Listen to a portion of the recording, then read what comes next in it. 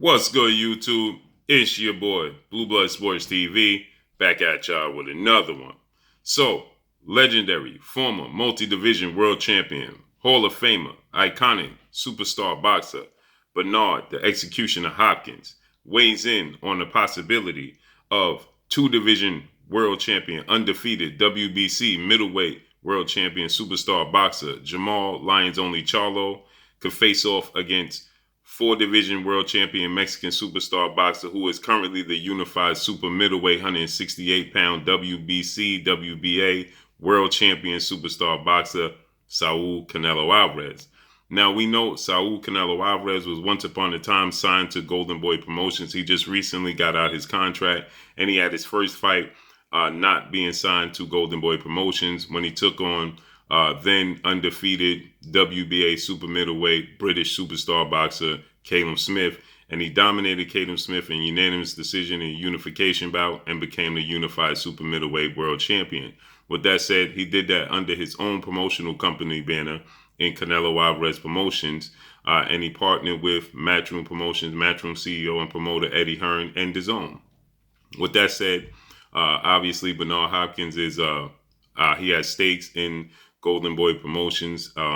He works for Golden Boy Promotions. He's a partner with Oscar De La Hoya.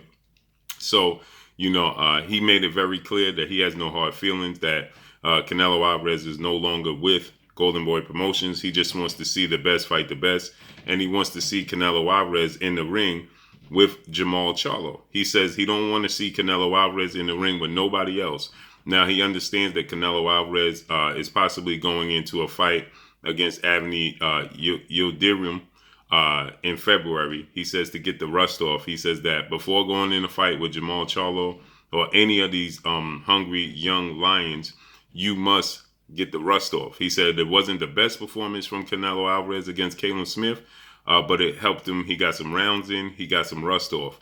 Now, he says that he understands him going in a fight with Avni Yildirim because Avni Yildirim is another fight where he could get more rust off. And he says that if you're Canelo Alvarez, you don't want to sit around.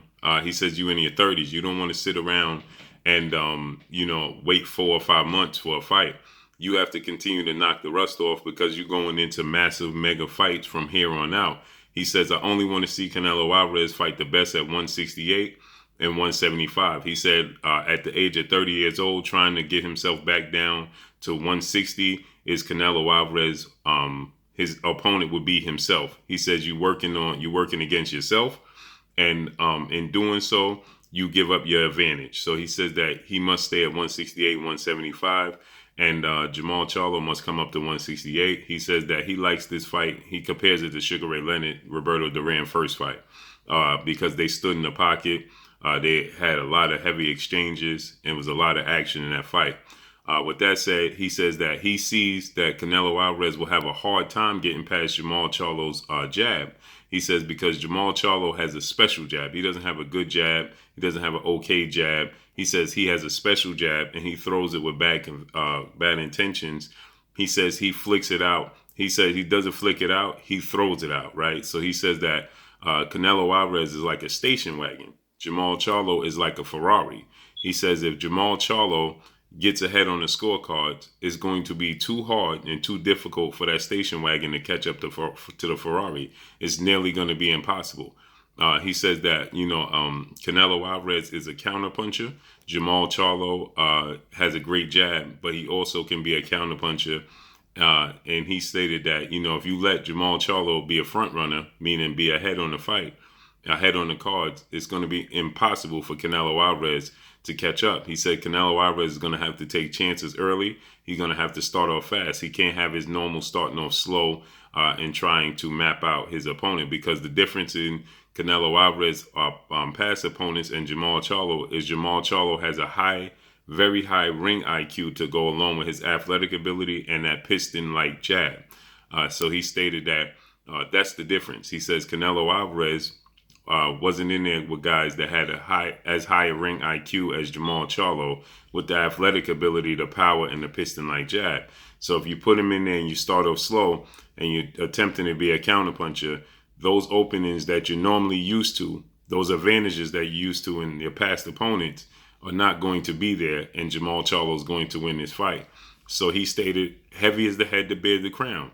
It's ironic that he uttered the same sentiments that I have been uttering, that you want to see Canelo Alvarez in with the best of the best. You don't want to see him in there with any more mismatches. And he stated that Caleb Smith had no chance to beat Canelo Alvarez. Now, I thought that Caleb Smith had a chance because he had a 9-inch arm reach advantage, a 7-inch height advantage. He has a beautiful jab, but he just abandoned it, right? He chose not to use the jab. He chose not to even contend, right? He didn't even put up a fight, right? He seemed to be a deer in the headlights. He didn't put much resistance. And Bernard Hopkins agreed. He said Caleb Smith seemed to be outmatched from the opening bell, and he was lost from the very beginning. Excuse me. He didn't stand a chance. So with that said, he stated that, it's going to be a whole different ballgame dealing with Jermall Charlo. He says, I don't want to see Canelo Alvarez in there with nobody else other than Jermall Charlo, because Jermall Charlo presents a very, very serious threat. Now, we know Bernard Hopkins also alluded to the fact that Canelo Alvarez avoided Jermall Charlo. When Jermall Charlo was his WBC mandatory challenger, Canelo Alvarez accepted the franchise title to be able to maneuver around Jermall Charlo. He was then vacated this the WBC title, that being Canelo Alvarez, and the WBC sanctioned body, Mauricio Suleiman, who seems to be working for Saul Canelo Alvarez, he then awarded Jermall Charlo the WBC belt. And then Canelo Alvarez shortly after moved up to 168. He took on Rocky Fielding.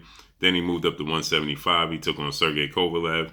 Looking to accomplish being multi-division world champion and tacking on, accomplishments to his legacy. So with that said, he had the opportunity to fight Jermall Charlo. He had the opportunity multiple times to fight Jermall Charlo. When they were at 154, Jermall Charlo was there. He could have took the fight. When they were at 160, he could have took the fight. Now, Jermall Charlo recently stated that he wasn't in a rush to go up to 168, but then he changed his mind and stated that, you know what, I have no problem. If I got to go up to 168 and challenge Canelo Alvarez, then I'll go up to 168. Now, I see a lot of people out there that's saying, well, why is Jermall Charlo at 160 worrying about chasing down Canelo Alvarez at 168?